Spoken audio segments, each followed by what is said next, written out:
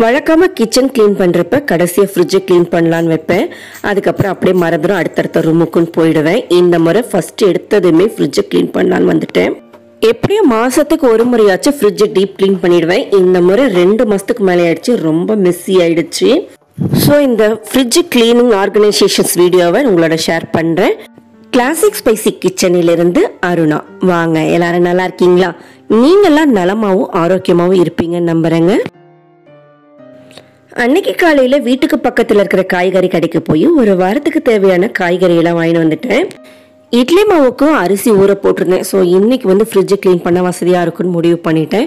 காய்கறி எல்லாம் கொஞ்சம் கழுவ வேண்டிய காயெல்லாம் கழுவி ஆற போட்டு வச்சிருந்தேன். தேங்காய் நம்ம மரத்தில் இப்போ இல்லைங்க, அதனால அதையும் கடையில் வாங்கிட்டு வந்துருந்தேன். ஒவ்வொரு காயும் தனித்தனியாக செக்ரிகேட் பண்ணி எடுத்து வச்சிருந்தேன். கத்திரிக்காயெல்லாம் நான் கழுவி ஆற வைக்க மாட்டேங்க. வெண்டைக்காய், கோவக்காய், பச்சை மிளகாய், இஞ்சி இந்த மாதிரி ஐட்டம்லாம் தான் கழுவுவேன். மற்றதெல்லாம் அப்படியே எடுத்து கவரில் ஸ்டோர் பண்ணி வச்சுருந்தேன். நான் காய்கறி ஸ்டோர் பண்ணுறதுக்கு பெரும்பாலும் இந்த பாக்ஸஸ்லாம் அதிகமாக யூஸ் பண்ணுறது இல்லைங்க. இந்த ஜிப்லாக் கவர் தான் யூஸ் பண்ணுவேன். அது எனக்கு எப்பயுமே ரொம்ப வசதியாக இருக்கும். இந்த கீரை, கொத்தமல்லி தழையெல்லாம் க்ளீன் பண்ணி எடுத்து வச்சிருவேன், ஆஞ்சி எடுத்து வச்சிருவேங்க. கழுவி வந்த காய்கறி எல்லாமும் ஒரு துண்டில், இதுக்குன்னே வச்சிருக்கிற ஒரு துண்டில் நல்லா ஆற வச்சுட்டு நல்லா ட்ரை ஆனதுக்கு அப்புறம் கவரில் ஸ்டோர் பண்ணி எடுத்து வச்சிருவேன். ஃப்ரிட்ஜ் க்ளீன் பண்ணுறதுக்காக ஒரு DIY லிக்விடு எப்பயும் ப்ரிப்பேர் பண்ணுவேங்க.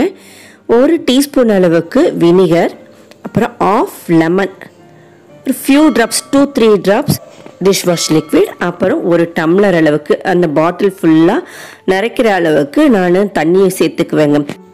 இந்த DIY லிக்விட் யூஸ் பண்ணுறப்ப ஃப்ரிட்ஜ் நல்லா பளிச்சுன்னு க்ளீன் ஆகிடும். அதே மாதிரி எந்த பேட் ஓடரும் இருக்காது. நம்ம கெமிக்கல் ஃப்ரீயாக தைரியமாக யூஸ் பண்ணலாம். இந்த வினிகரும் லெமனும் நமக்கு பேட் ஓடர் வராமல் பார்த்துக்கும், பளிச்சுன்னு ஆயிடுங்க.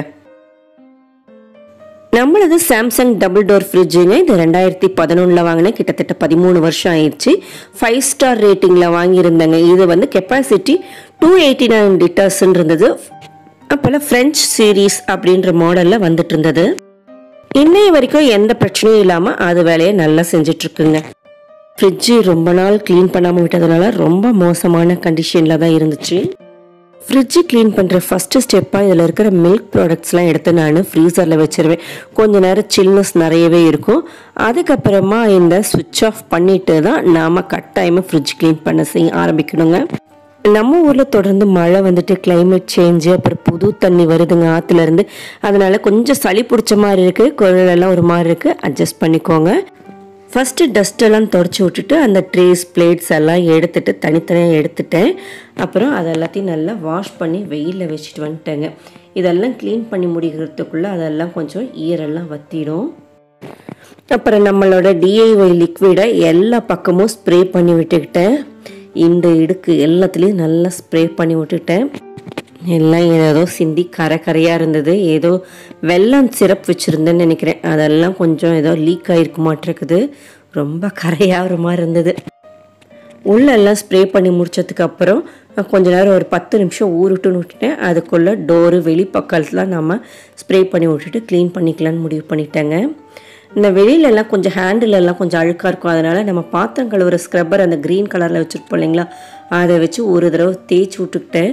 கொஞ்சம் பிசுக்கு மாதிரி இருக்கிற இடத்துலலாம், கை பிடிச்சி பிசுக்காக இருக்கிற இடத்துலலாம் சீக்கிரம் டக்குன்னு க்ளீன் ஆகிடும்.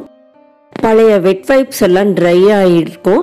அதெல்லாம் வேஸ்ட்டுன்னு தூக்கி போடாமல் இந்த லிக்விடை ஸ்ப்ரே பண்ணி துடைக்கிறதுக்கு யூஸ் பண்ணிக்குவேன். நம்ம டிஷ்யூ மாதிரி யூஸ் பண்ணிக்கலாம், நல்லா கிளியாமையும் வரும். அடுத்து ஸ்காட்ச் பிரைட்டில் வர அந்த ஸ்பாஞ்ச் வைப், அதை வந்து நல்ல தண்ணியில் தொடச்சி அதை நல்லா மேலெல்லாம் தொடச்சி எடுத்துருவேன், நல்லா புழிஞ்சி. உள்ளேயும் அதே மாதிரி தான் எல்லாம் தேய்ச்சி விட்டுக்குவேன். ஆனால் நம்ம பாத்திரங்கள் ஒரு அந்த ப்ரஷ்ஷெல்லாம் வச்சு இது தேய்க்கணுன்னு அவசியம் இல்லைங்க. நம்ம அந்த சோப் லிக்விட்லாம் நம்ம யூஸ் பண்ண மாட்டோம் இல்லையா, நம்மளோட DIY லிக்விட் மட்டும்தான். அதனால் வெயிட் வைப்பில் மட்டும் நல்லா தொடச்சி எடுத்துட்டு அதுக்கப்புறம் ஸ்பாஞ்ச் வைப்பில் வச்சு நல்லா தண்ணியை வச்சு நல்லா தொடச்சி எடுத்துருவேங்க. அதுவே நல்லா நீட்டாக பளிச்சுன்னு ஆகிடும்.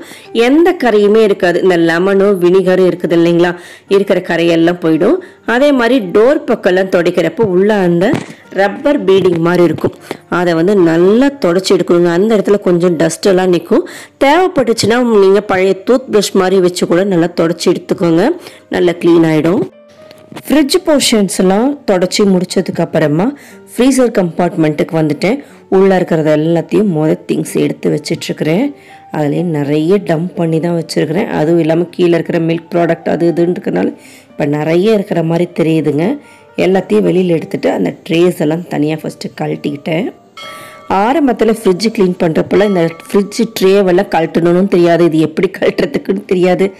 அதுக்கப்புறம் எல்லாம் கற்றுட்டு இப்போ அதெல்லாம் ரொம்ப ஈஸியாக கழட்டி எடுத்துடுவேன்.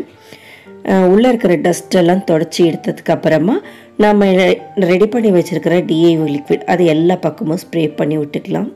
ஃப்ரீசர் போர்ஷனும் ஒரு 10 நிமிஷம் ஊற வச்சதுக்கு அப்புறமா துடைக்க வந்துடலாம். நம்ம கழுவி வச்சுருக்கிற ட்ரேஸ் எல்லாம் நல்லா உணர்ந்துடுச்சுங்க ஈரம் இல்லாமல். இதெல்லாம் கையோடு உள்ளே எடுத்துகிட்டு போய் வச்சுட்டு அதுக்கப்புறம் தான் நான் ஃப்ரீசர் எல்லாம் துடைக்க ஆரம்பித்தேன். நம்ம கீழே ஃப்ரிட்ஜ் போர்ஷனை துடைச்ச மாதிரி தாங்க இதுலேயே அந்த ரப்பர் பீடிங்லாம் இருக்கும், அந்த போர்ஷன் நல்லா துடைச்சி எடுக்கணும்.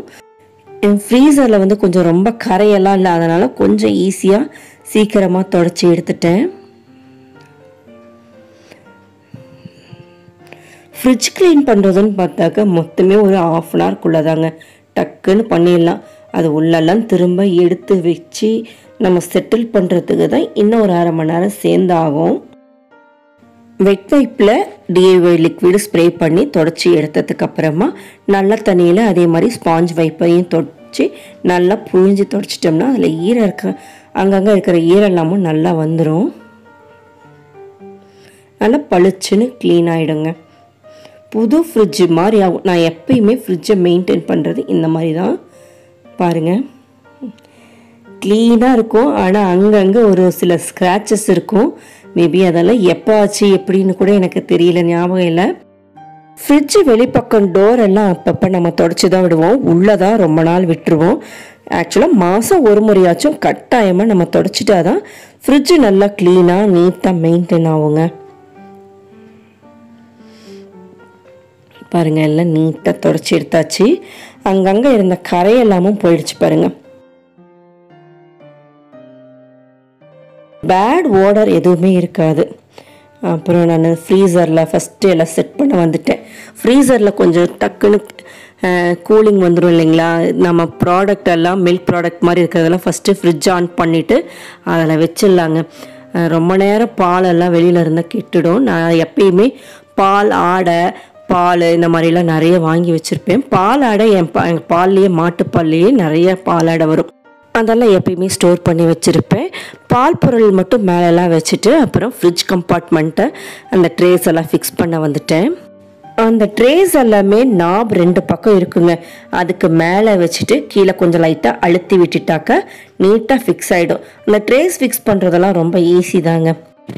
எல்லோரும் இப்படி தான் செய்வோம்னு நினைக்கிறேன். டோரில் இருக்க பிளாஸ்டிக் ட்ரேஸ் எல்லாம் செட் பண்ணிட்டேங்க. அதுக்கப்புறமா உள்ளே வந்து அந்த கிளாஸ் ட்ரேஸ் அதை வந்து வைக்கிறேன். இந்த கிளாஸ் ட்ரே மேலே நிறைய பேர் இந்த ஃப்ரிட்ஜ் மேட்டு மாதிரியெல்லாம் போடுறாங்க இல்லைங்களா. ஆனால் அது மாதிரி போடுறதே இல்லை. அது ரொம்ப வசதியாக இருக்குதுன்னு கூட நிறைய நான் வீடியோஸ்லலாம் பார்த்துருக்குறேன். ஆனால் எனக்கு என்னமோ இப்படி இருந்தால் தான் பிடிக்குதுங்க, என்னன்னு தெரியல. நல்லா சீத்ரூவாக அந்த உள்ள லைட் எரியும் பாருங்கள், நம்ம சுவிட்ச் ஆன் பண்ணிட்டா அது நல்ல வெளிச்சமாக இருக்கும். இந்த வெஜிடபிள் ட்ரே காம்பவுண்ட் மேலே காய வச்சுருந்தேங்க. அது காற்றடிச்சு கீழே விழுந்து இப்படி உடஞ்சிருச்சு. ரொம்ப மனசு கஷ்டமாக இருந்தது. கீழே வச்சு ஆற வச்சிருக்கலாம், நான் தான் மேலே தூக்கி வச்சுட்டேன். என்ன பண்ணுறதுன்னு புரியல. இப்போதைக்கு இப்படியே தான் யூஸ் பண்ணலான் இருக்குங்க. ஆல்ரெடி பூண்டெல்லாம் கொஞ்சம் உரிச்சு வச்சுருந்தேன், இஞ்சி பூண்டு பேஸ்ட் எல்லாம் அரைக்கணுன்றதுக்காக. அதையுமே அரைச்சி ஃப்ரிட்ஜில் ஸ்டோர் பண்ணி வச்சிடலான்னு பாட்டிலில் ஸ்டோர் பண்ணிகிட்டு இருந்தேங்க. இந்த மாதிரி நம்ம அரைச்சி வச்சுட்டாக்க ஒரு மாதமே ஆனாலும் கலர் சேஞ்ச் ஆகாமல் ஃப்ளேவர் மாறாமல் அப்படியே இருக்கும். உடஞ்சிருந்த வெஜிடபிள் ட்ரேவும் அப்படியே அசாமல் கொண்டு வந்து வச்சுட்டு அப்புறம் நம்ம ஸ்டோர் பண்ணி வச்சுருக்குறோங்களா அந்த காய்கறியெல்லாம் கவரில் இந்த மாதிரி ஜிப்லாக் கவரில் போட்டு இந்த மாதிரி வெர்டிகலாக வச்சுக்குவேங்க. வெர்டிகலாக வைக்கிறப்ப எந்த காய் எடுக்கணுன்னாலும் டக்குன்னு அதை மட்டும் எடுத்துக்கலாம். எதுவுமே நம்ம தேட வேண்டிய அவசியமே இருக்காது. ஒன்று மேலே ஒன்று நம்ம அடுக்கிறப்ப தான் ரொம்ப நேரம் எந்த காய் எங்கே இருக்குதுன்னு தேட வேண்டியதாக இருக்கும். இப்படி வச்சுட்டு அந்த கஷ்டமே இல்லைங்க. பழனி பஞ்சாமிர்தம் எப்பயுமே எங்கள் வீட்டில் இருக்கும். இந்த பருவத ராஜகுல அந்த குரூப் அவங்க வந்து எங்களுக்கு கொடுப்பாங்க. இது ரொம்ப டேஸ்ட்டாக இருக்கும். அப்புறம் பால் ஆடை வச்சுட்டு இந்த இடத்துல எப்பயுமே மேலே வந்து நான் மாவு தான் வைப்பேன். இந்த கிளாஸ் ட்ரேஸ் எல்லாமே எப்படி நமக்கு வசதியோ அந்த மாதிரி எப்பயுமே அடுக்கிக்கலாங்க.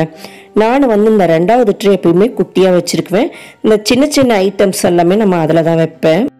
பழம் கொஞ்சம் இந்த ப்ரௌன் கலர் பேஸ்கெட்டில் வச்சுருக்கிறேன். சின்ன வெங்காயம் கொஞ்சம் உரித்து வச்சுருக்கிறேங்க. நாளைக்கு நான்வெஜ் செய்யணும், அது கொஞ்சம் நிறைய வெங்காயம் வேணுன்றனால உரித்து வச்சுருக்கிறேன். அப்புறம் முருங்கைக்காய் வாங்கினேன், அதை வந்து இந்த மாதிரி கட் பண்ணி வச்சுக்குவேன்.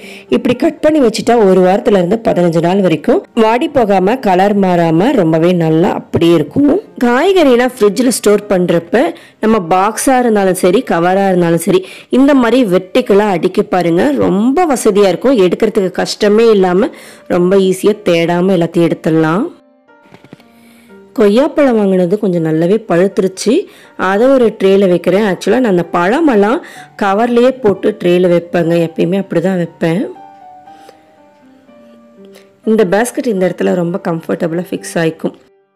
தயிர் அப்புறம் லெஃப்ட் ஓவர்ஸில் எதனா சின்ன சின்ன கிண்ணத்தில் போட்டு வைக்கிறீங்களா அதெல்லாம் இந்த 2வது ட்ரேயில் வச்சுக்குவேன். அது இல்லாமல் கொத்தமல்லி அந்த மாதிரி ஐட்டம், புதினா, கருவேப்பிலை எல்லாமும் இந்த 2வது ட்ரேயில் தான் வைப்பேன். இதெல்லாம் அரேஞ்ச் பண்ணுற கேப்பில் மாவெல்லாமல் ஆட்டிட்டேங்க. நான் 2 பாத்திரத்தில் அப்படி புளிக்காமல் வச்சுட்டேன். இன்னொரு பாத்திரத்தில் நான் மாவு எடுத்து வச்சுருக்கேன், இன்னொரு பாக்ஸில். அது வந்து கொஞ்சம் புளிக்க வைக்கிறதுக்காக வெளியில் வச்சுருக்கிறேன். அப்புறம் இந்த டோர்லலாம் அரேஞ்ச் பண்ண வச்சுட்டேன். கொஞ்சம் கசகசா, பூண்டு உரிச்சது இருக்குது. அப்புறம் புளி பேஸ்ட்டுங்க அரைச்சி வச்சுக்குவேன், அது கொஞ்சம் மட்டும் இருந்தது, அது வச்சுருக்கிறேன். இஞ்சி பூண்டு பேஸ்ட்டு, பால், இதெல்லாமே தான். அதாவது நம்ம மாட்டுப்பால் வாங்குறது இங்கே வச்சுருவேன். சோடா அப்பப்போ வாங்கி வச்சுக்குவோங்க, நான்வெஜ் சாப்பிட்ற அன்றைக்கெலாம் யூஸ் ஆகும். அப்புறம் ஜாமு, சாக்லேட் சிரப்பு எல்லாமே கீழே வச்சுருக்கிறேன். சாமிக்கு பூ வாங்கினேன்னா இப்படி பாக்ஸில் போட்டு அடியில் வச்சுருவேங்க. பால் 7 எடுத்து வச்சுருக்கிறேன், அது வந்து கடைஞ்சி வெண்ணெய் எடுக்கணும், ஸோ அடியில் வச்சுருக்கிறேன். அதை ஃப்ரிட்ஜு கீ, அது இந்த எக் ட்ரே கடியில் வச்சுடுவேன், அதை எப்பயுமே யூஸ் பண்ணுறது இல்லைங்க. அப்புறம் எசன்ஸ் எல்லாம் இந்த மாதிரி சின்ன டப்பாவில் வச்சு இந்த பக்கம் வச்சுருவேங்க. இந்த மெடிசன் பாக்ஸில் நான் நாட்டு மருந்து ஐட்டம்ஸ்லாம் வச்சுக்குவேன். கருஞ்சீரகம், அதிமதுரம், சுக்கு, சித்திரத்தை, அப்புறம் இந்த மாதிரி ஐட்டம்ஸ் எல்லாமே மோஸ்ட்லி அங்கே தான் வச்சுக்குவேங்க. அப்புறம் மணத்தக்காளி வத்தல் வாங்கினாலும் அங்கே தான் ஸ்டோர் பண்ணி வைப்பேன்.